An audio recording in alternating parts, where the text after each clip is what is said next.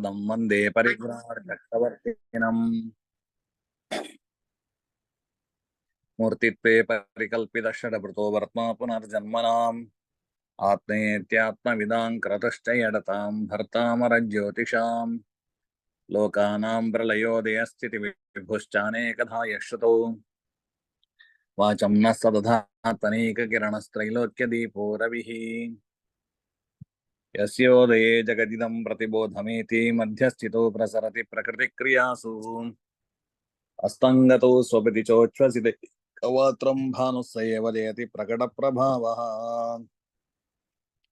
ಛಂದಪಾದೋ ಶಬ್ದಶಾಸ್ತ್ರಂ ಚ ವಕ್ತ್ರಂ ಕಲ್ಪಪಾಣಿ ಜ್ಯೋತಿಷಂ ಚಕ್ಷುಷಿ ಚ ಶಿಕ್ಷಾಘ್ರಾಣಂ ಶ್ರೋತ್ರಮುಕ್ತಂ ನಿರುಕ್ತಂ ವೇದಸ್ಯಾಂಗಾನ್ಯೇವಮಾಹುರ್ಮುನೀಂದ್ರಾಃ ವೇದಾಸ್ತಾವದ್ಯಜ್ಞಕರ್ಮ ಪ್ರವೃತ್ತಾ ಯಜ್ಞಾ ಪ್ರೋಕ್ತಾಸ್ತೆ ತು ಕಾಲಾಶ್ರಯೇಣ ಶಾಸ್ತ್ರಾದಸ್ಮಾತ್ ಕಾಲಬೋಧೋ ಯತಸ್ಯಾತ್ ವೇದಾಂಗತ್ವಂ ಜ್ಯೋತಿಷಸ್ಯೋಕ್ತಮಸ್ಮಾತ್ ವೇದಸ್ಯ ಚಕ್ಷುಃ ಕಿಲ ಶಾಸ್ತ್ರಮೇತತ್ ಪ್ರಧಾನತಾಂಗೇಶ ತತೋಸ್ಯ ಯುಕ್ತಾಂ ಅಂಗೇರ್ಯತೋನ್ಯೈರಪಿ ಪೂರ್ಣಮೂರ್ತಿಃ ಚಕ್ಷುರ್ವಿನಾ ಕಪುರುಷತ್ವಮೇತಿ ತಸ್ಮಾದ್ವಿಜೈರಧ್ಯಯನೀಯಮೇತತ್ ಪುಣ್ಯಂ ರಹಸ್ಯಂ ವರಮಂಚ ತತ್ವಂ ಯೋ ಜ್ಯೋತಿಷಂ ವೇತ್ತಿ ನರಸ್ಸ ಸಮ್ಯಕ್ ಧರ್ಮಾರ್ಥಕಾಮಾನ್ ಲಭತೆ ಯಶಶ್ಚ ಸಿದ್ಧಾಂತ ಸಂಹಿತಾ ಹೋರಾಷ್ಟೇತಿ ಸ್ಕಂಧತ್ರಯಾತ್ಮಕಂ ವೇದಸ್ಯ ನಿರ್ಮಲಂ ಚಕ್ಷುರ್ಜ್ಯೋತಿಷಾಸ್ತ್ರಮನುತ್ತಮಂ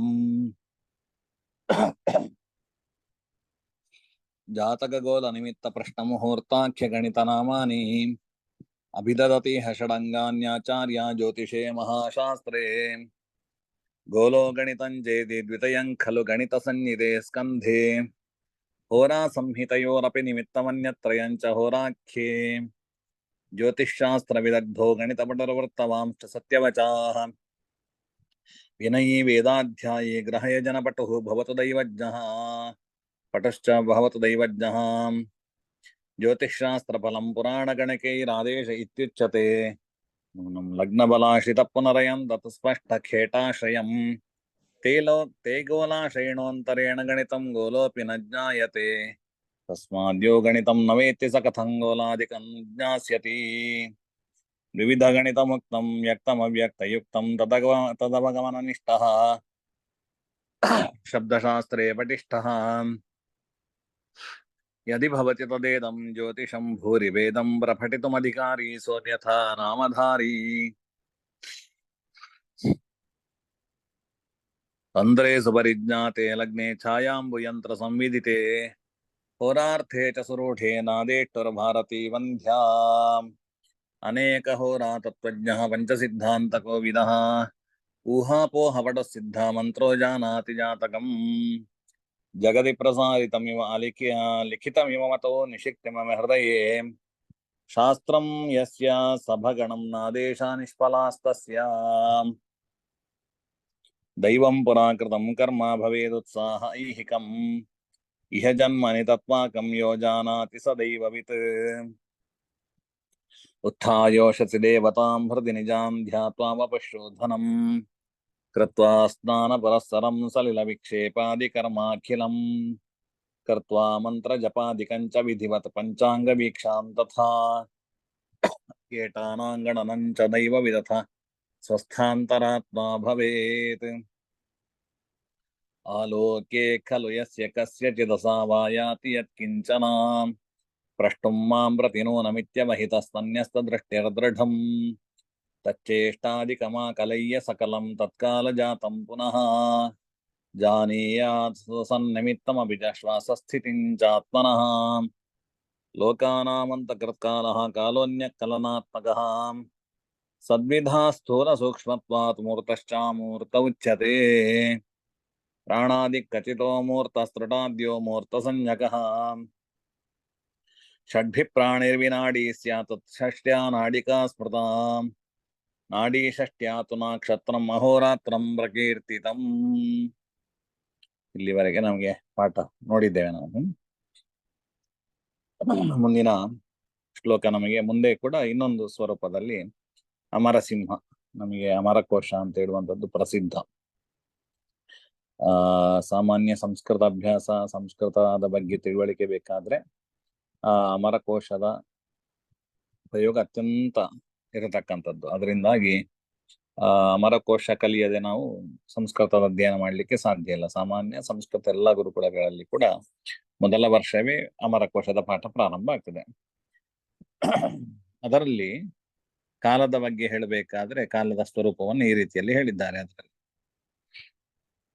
ಅಷ್ಟಾದಶ ನಿಮೇಷಾಸ್ತು ಅಷ್ಟಾದಶ ನಿಮೇಷಾಸ್ತು ಅಷ್ಟಾದಶ ನಿಮೇಷಾಸ್ತು ಅಷ್ಟಾದಶ ನಿಮೇಷಾಸ್ತು ಕಾಷ್ಠಾತ್ರಿಂಶತ್ತುತಾ ಕಲಾಃ ಕಾಷ್ಠಾತ್ರಿಂಶತ್ತುತಾ ಕಲಾ ಕಾಷ್ಠಾತ್ರಿಂಶತ್ತುತಾ ಕಲಾ ತಾಸ್ತು ತ್ರಿಂಶತ್ಕ್ಷಣಸ್ತೇತು ತಾಸ್ತು ತ್ರಿಂಶತ್ಕ್ಷಣಸ್ತೇತು ತಾಸ್ತು ತ್ರಿಂಶತ್ಕ್ಷಣಸ್ತೇತು ಮುಹೂರ್ತೋ ದ್ವಾದಶಾಸ್ತ್ರಿಯಾಂ ಮುಹೂರ್ತೋ ದ್ವಾದಶಾಸ್ತ್ರಿಯಾಂ ಮುಹೂರ್ತೋ ದ್ವಾದಶಾಸ್ತ್ರಿಯಾಂ. ಪದಚ್ಛೇದ ಅಷ್ಟಾದಶ ನಿಮೇಷಾಃ ತು ಕಾಷ್ಠಾಃ ತ್ರಿಂಶತ್ ತು ತಾಃ ಕಲಾ ತಾಃ ತು ತ್ರಿಂಶತ್ ಕ್ಷಣಃ ತೇ ತು ಮುಹೂರ್ತಃ ದ್ವಾದಶಾ ಅಸ್ತ್ರಿಯಾಂ.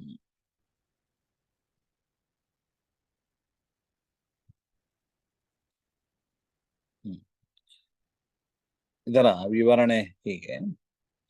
ನಿಮೇಷ ಅಂತೇಳಿ, ನಿಮೇಷ ಅಂತ ಹೇಳಿದ್ರೆ ನಮಗೆ ನಾವೆಲ್ಲ ಬಳಸ್ತೇವೆ. ಈಗ ನಿಮಿಷ 60 ನಿಮಿಷಗಳಿಗೆ 1 ಗಂಟೆ ಅಂತೇಳಿ ಬಳಸ್ತೇವೆ. ಆ ನಿಮೇಷ ಬೇರೆ.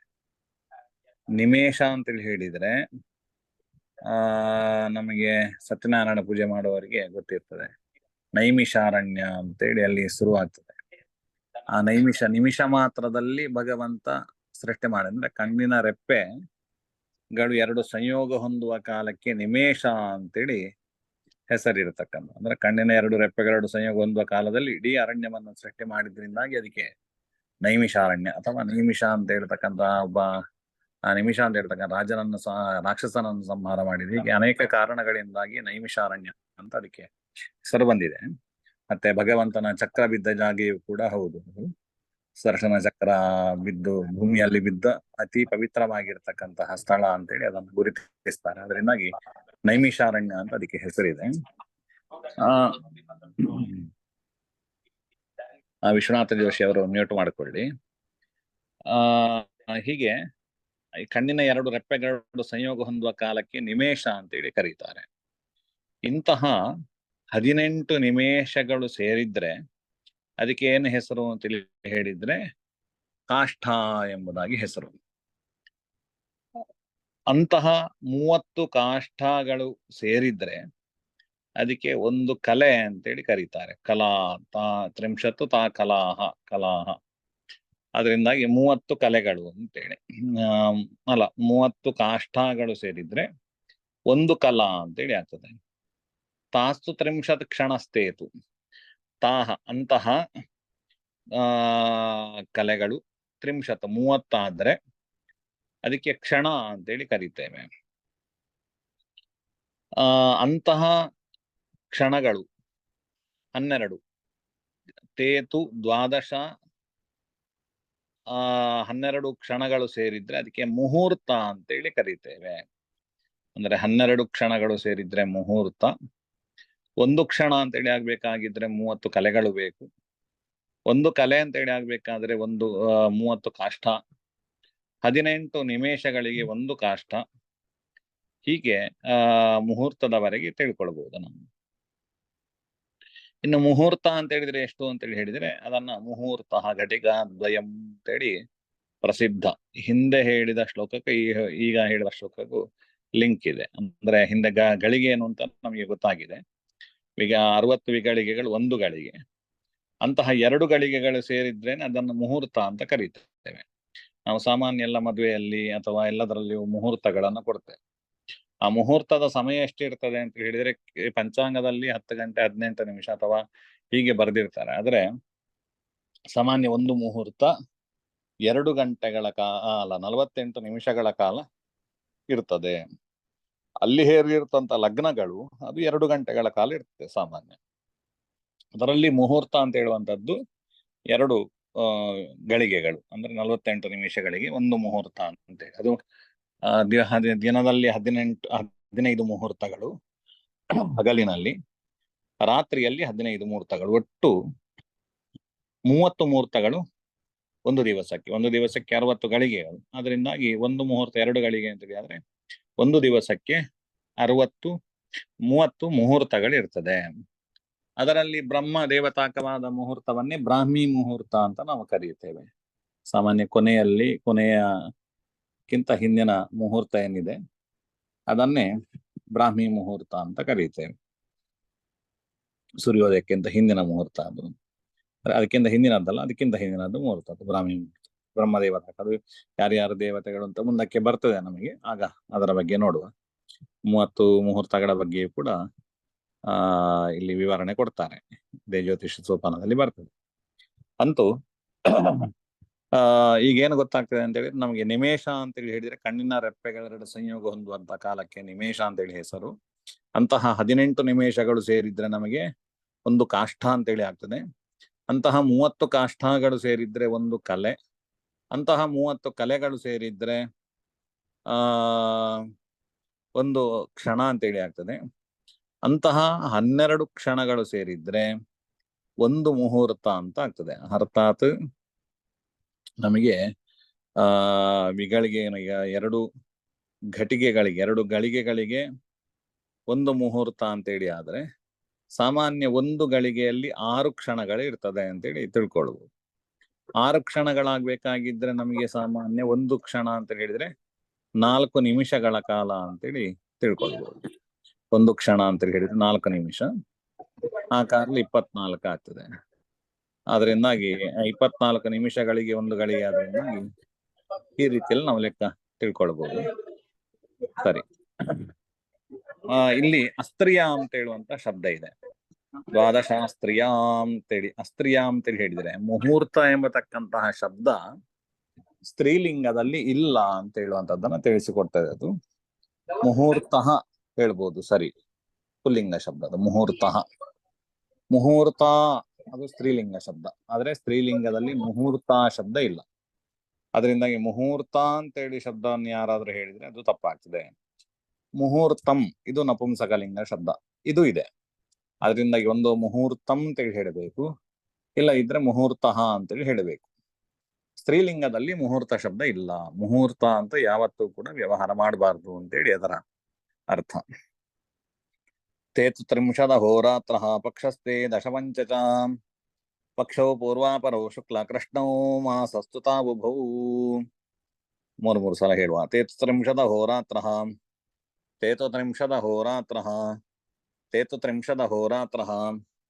ಪಕ್ಷಸ್ತೆ ದಶಪಂಚಚ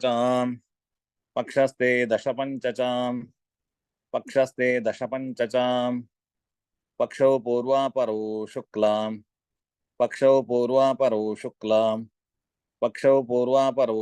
ಶುಕ್ಲ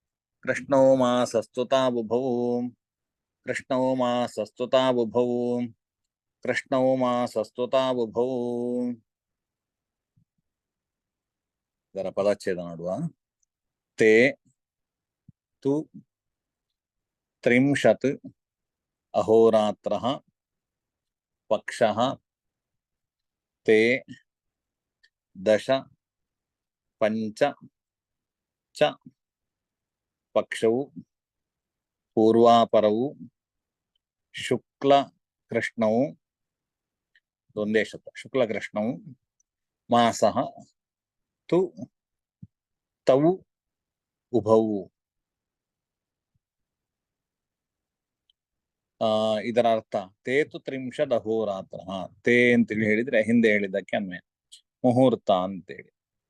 ಮುಹೂರ್ತಗಳು 30 ಸೇರಿದ್ರೆ ಒಂದು ಅಹೋರಾತ್ರ ಅಂತೇಳಿ ಆಗ್ತದೆ, ಅರ್ಥಾತ್ ಒಂದು ದಿನ ಅಂತ ಆಗ್ತದೆ. ಹಾಗೆ ಹೇಳಿದಾಗೆ 30 ಮುಹೂರ್ತಗಳು ಅಂತ ಹೇಳಿದ್ದೇನೆ. ಅಂದ್ರೆ ನಮಗೆ ದಿವಸಕ್ಕೆ 60 ಗಳಿಗೆ ಆದ್ರಿಂದ 2 ಗಳಿಗೆ ಒಂದು ಮುಹೂರ್ತ ಅಂತೇಳಿ ಹೇಳಿದ್ರೆ ನಮಗೆ ಒಂದು ದಿವಸಕ್ಕೆ 30 ಮುಹೂರ್ತಗಳು. ಅಹೋ ಮತ್ತೆ ಹಗಲು ಮತ್ತೆ ರಾತ್ರಿ ಎರಡೂ ಸೇರಿದ ಅಂದ್ರೆ ಒಂದು ದಿನ ಅಂತ ಹೇಳಿ ಕರಿತೇವೆ. ಅಂತಹ ದಶಪಂಚಚ 15 10 ಮತ್ತೆ 5 ಅರ್ಥಾತ್ 15 ದಿನಗಳಿಗೆ ಒಂದು ಪಕ್ಷ ಅಂತ ಕರೀತೇವೆ. ತೇ ಪಕ್ಷ ದಶಪಂಚ ಚ ಅಹೋರಾತ್ರ ದಶಪಂಚ ಚ ತೇ ಪಕ್ಷ ಅಂತೇಳಿ. ಅಂತಹ ಅಹೋರಾತ್ರ 15 ಅಹೋರಾತ್ರಗಳು ಸೇರಿದ್ರೆ ಒಂದು ಪಕ್ಷ ಅಂತೇಳಿ ಆಗ್ತದೆ. ಅರ್ಥಾತ್ 15 ದಿನಗಳು ಒಂದು ಪಕ್ಷಕ್ಕೆ. ಪಕ್ಷವು ಪೂರ್ವಾಪರವು, ಪೂರ್ವ ಪಕ್ಷ ಅಪರ ಪಕ್ಷ ಅಂತೇಳಿ 2 ಪಕ್ಷಗಳು. ಅದಕ್ಕೆ ಹೆಸರು ಪೂರ್ವ ಪಕ್ಷಕ್ಕೆ ಶುಕ್ಲ ಪಕ್ಷ, ಅಪರ ಪಕ್ಷಕ್ಕೆ ಕೃಷ್ಣ ಪಕ್ಷ ಅಂತ. ಅದನ್ನೇ ನಮಗೆ ಶುದ್ಧ ಅಂತೇಳಿ ಕರೀತಾರೆ. ಶುದ್ಧ ಪಂಚಮಿ ಅಂತ ಹೇಳಿದ್ರೆ ಶುಕ್ಲ ಪಕ್ಷದ ಪಂಚಮಿಗೆ ಶುದ್ಧ ಪಂಚಮಿ. ಶುದ್ಧ ಅಂತ ಹೇಳುವಂಥದ್ದು ಶುಕ್ಲ ಪಕ್ಷಕ್ಕೆ ಕರೆಯುವಂತಹ. ಅಪರ ಪಂಚಮಿ ಅಂತ ಹೇಳಿದ್ರೆ ಕೃಷ್ಣ ಪಕ್ಷದ ಪಂಚಮಿ ಅಂತೇಳಿ ಅರ್ಥ. ಹೀಗೆ ಒಂದಷ್ಟು ಸಂಜ್ಞೆಗಳು ಕೂಡ ಇದೆ. ಅಂತೂ ಶುಕ್ಲ ಮತ್ತೆ ಕೃಷ್ಣ ಪಕ್ಷ ಇದು ಪ್ರಸಿದ್ಧವಾಗಿರ್ತದೆ ನಮ್ಗೆ ಗೊತ್ತಿರುವಂಥದ್ದು. ಅಂತಹ 2 ಪಕ್ಷಗಳು ಸೇರಿದ್ರೆ ತವು ಉಭವು ಪಕ್ಷವು, ಆ 2 ಪಕ್ಷಗಳು ಸೇರಿದಾಗ ಒಂದು ಮಾಸ ಅಂತೇಳಿ ಆಗ್ತದೆ, ಒಂದು ತಿಂಗಳು ಅಂತೇಳಿ ಆಗ್ತದೆ. ಅದು ಕ್ರಮದಲ್ಲಿ ನಮಗೆ ಈಗ ಯಾವುದು ಚಾಂದ್ರಮಾನ ಪ್ರಕಾರದ ಒಂದು ತಿಂಗಳು ಅಂತೇಳಿ ಆಗ್ತದೆ. ಚೈತ್ರ ವೈಶಾಖ ಅಂತೇಳಿ ಕರೀತೇವೆ. ಅದಕ್ಕೆ ಸಂಬಂಧಪಟ್ಟಾಗಿ ಈ ಕ್ರಮ ಇರುವಂತದ್ದು. ಇದರಲ್ಲಿ ನಮಗೆ ನಮ್ಮಲ್ಲಿ ಎಲ್ಲ ಹೇಗೆ ಅಂತ ಹೇಳಿದ್ರೆ ಕೃಷ್ಣ ಪಕ್ಷಕ್ಕೆ ಅಮಾವಾಸ್ಯೆಗೆ ಮಾಸ ಮುಗೀತದೆ. ಈಗ ಚೈತ್ರ ಮಾಸದ ಅಮಾವಾಸ್ಯೆಗೆ ಚೈತ್ರ ಮಾಸ ಮುಗಿಯಿತು. ಪುನಃ ಅಮಾವಾಸ್ಯೆಯ ನಂತರದಲ್ಲಿ ನಮಗೆ ಅಂದ್ರೆ ಸಾಮಾನ್ಯ ಕೃಷ್ಣ ಪಕ್ಷದಿಂದ ಕೃಷ್ಣ ಪಕ್ಷಕ್ಕೆ ನಮಗೆ ಮಾಸಗಳು ವ್ಯತ್ಯಾಸ ಆಗ್ತದೆ. ಆದರೆ 2 ಕ್ರಮಗಳು ಕೂಡ ಉಂಟು. ಇದು ಉತ್ತರ ಭಾರತದಲ್ಲಿ ಪೌರ್ಣಿಮಾ ಅಂತ ಹೇಳುವಂತಹ ಒಂದು ವ್ಯವಸ್ಥೆಯು ಕೂಡ ಉಂಟು, ಅಮಾಂತ ಅಂತ ಹೇಳುವಂತಹ ಒಂದು ವ್ಯವಸ್ಥೆಯು ಕೂಡ ಉಂಟು. ನಮ್ಮಲ್ಲಿ ಎಲ್ಲ ಅಮಾಂತ್ಯ ಅಂದ್ರೆ ಅಮಾವಾಸ್ಯೆಗೆ ಅಂತ್ಯ, ನಂತರದಲ್ಲಿ ಶುಕ್ಲ ಪಕ್ಷದ ಪಾಡ್ಯಕ್ಕೆ ಹೊಸ ಮಾಸ ಆರಂಭ ಅಂತೇಳಿ ನಾವು ಗಣನೆ ಮಾಡ್ತೇವೆ. ಆದರೆ ಉತ್ತರ ಭಾರತದಲ್ಲಿ ಪೌರ್ಣಿಮಾ ಅಂತೇಳಿ ಆಚರಣೆ ಮಾಡುವವರು ಕೃಷ್ಣ ಪಕ್ಷದ ಪಾಡ್ಯಕ್ಕೆ ಹೊಸ ಮಾಸ ಅಂತೇಳಿ ಆಚರಣೆ ಮಾಡ್ತಾರೆ. ಅದೆರಡೂ ಕೂಡ ಸರಿಯಾಗ್ತದೆ, ಅದರಲ್ಲಿ 2 ತಪ್ಪು ಅಂತೇಳಿ ಹೇಳಲಿಕ್ಕಿಲ್ಲ. ನಮ್ಮಲ್ಲಿ ಕೃಷ್ಣ ಪಕ್ಷಾದಿಯಾಗಿ ಶುಕ್ಲ ಪಕ್ಷಾದಿಯಾಗಿ ಮಾಸ ಗಣನ ಕ್ರಮ ಅಂತಕ್ಕಂಥದ್ದು ನಮ್ಮಲ್ಲಿ ಇರುವಂಥದ್ದು. ಇನ್ನು ದೌದ್ವೌ ಮಾರ್ಗಾದಿ ಮಾಸೌ ಸ್ಯಾತ್, ದೌದ್ವೌ ಮಾರ್ಗಾದಿ ಮಾಸೌ ಸ್ಯಾತ್, ದೌದ್ವೌ ಮಾರ್ಗಾದಿ ಮಾಸೌ ಸ್ಯಾತ್, ಋತಸ್ಥೈರಯನಂ ತ್ರಿಭಿಃ, ಋತಸ್ಥೈರಯನಂ ತ್ರಿಭಿಃ, ಋತಸ್ಥೈರಯನಂ ತ್ರಿಭಿಃ, ಅಯನೇದ್ವೇ ಗತಿರುದಕ್, ಅಯನೇದ್ವೇ ಗತಿರುದಕ್, ಅಯನೇದ್ವೇ ಗತಿರುದಕ್, ದಕ್ಷಿಣಾರ್ಕಸ್ಯ ವತ್ಸರಃ, ದಕ್ಷಿಣಾರ್ಕಸ್ಯ ವತ್ಸರಃ. ಇದು ನಾಳೆ ಪಾಠ ಮಾಡ್ತೇನೆ ಈ ಶ್ಲೋಕವನ್ನ. ಮೋಸ್ಟ್ಲಿ ನಾಳೆ ನನಗೆ ಸಂಶಯ ಪಾಠ ಮಾಡುವಂಥದ್ದು. ಪಾಠ ಇಲ್ಲ, ಹೆಚ್ಚಿನ ಅಂಶ 100ಕ್ಕೆ 90ರಷ್ಟು ಭಾಗ ಇಲ್ಲ. ಪ್ರೋಗ್ರಾಮ್ ಇದೆ ನನಗೆ. ಇದ್ರೆ ನಾನು ನಿಮಗೆ ಅದಕ್ಕಿಂತ ಮುಂಚಿತವಾಗಿ ತಿಳಿಸ್ತೇನೆ. ಆದಷ್ಟು ಗ್ರೂಪ್ ಅಲ್ಲಿ ಅದರ ಮಾಹಿತಿ ಹಾಕ್ಲಿಕ್ಕೆ ಪ್ರಯತ್ನ ಮಾಡ್ತೇನೆ. 90% ಇಲ್ಲ. ಇವತ್ತಿನ ರೆಕಾರ್ಡಿಂಗ್ ನಿಲ್ಲಿಸಬಹುದು.